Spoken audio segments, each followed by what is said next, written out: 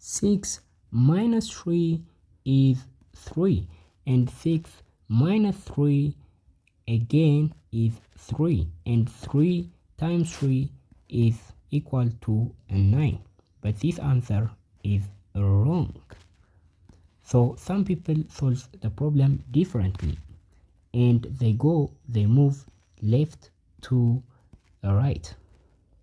So what they do is basically they solve the equation left to right. So 6 minus 3 is equal to 3, and 3 times 6 minus 3 is going to be the next equation, and 3 times 6 is 18, and 18 minus 3 is equal to 50.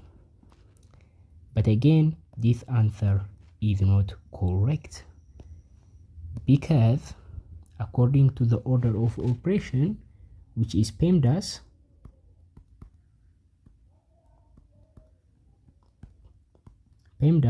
P stands for parentheses, E stands for exponent, M and D stands for multiplication and division, A and S stand for addition and subtraction. So according of this rule, we have to solve all the parentheses first, and after we solve all the parentheses, we are allowed to move to exponent, and after we solve all the exponent, we have to move to multiplication and division. After we solve the multiplication or division, we have to solve the addition and subtraction.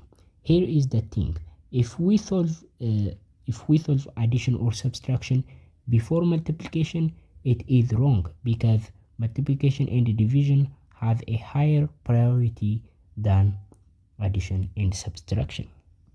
So this rule gives us a consistent answer every single time.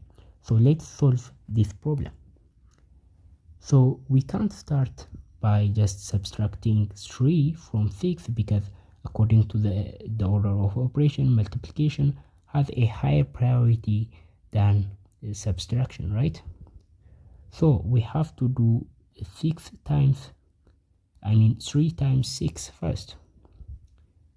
So 3 times 6 is 18. And the problem becomes 6 minus 18 minus 3. So 6 minus 18 is negative 12, right? And negative 12 minus 3 is equal to negative 50. So the final answer is negative 50.